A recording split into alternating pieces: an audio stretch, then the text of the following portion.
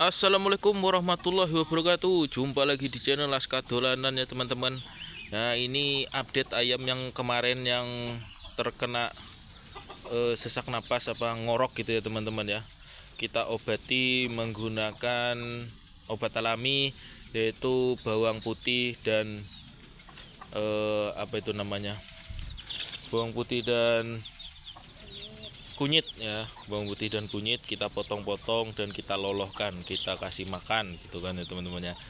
Nah, kita kasih makannya kemarin itu sehari 2 kali, cukup itu ya teman-teman. Alhamdulillah ini ya update-nya sehat ya. Nah, ini di ayamnya teman-teman, penampakannya ayamnya ini teman-teman. Nah, ini dia. Alhamdulillah dia sehat dan mulai beraktivitas dan tidak lesu lagi. Nah, teman-teman, itu dia. Nah, mungkin berarti kemarin itu alhamdulillah teruji ya teman-teman ya. Bawang putih dan kunyitnya itu kita potong-potong kecil, alhamdulillah bisa ngobati ayam. Tapi itu infonya ya, kita hoki-hokian aja. Kalau misalkan kita kan nggak tahu parah apa enggaknya ya teman-teman ya. Kita bertawakal, alhamdulillah nih ayam saya sehat. Nggak jadi saya sembelih ya teman-teman. Rencana disembelih kalau dia nggak sembuh gitu.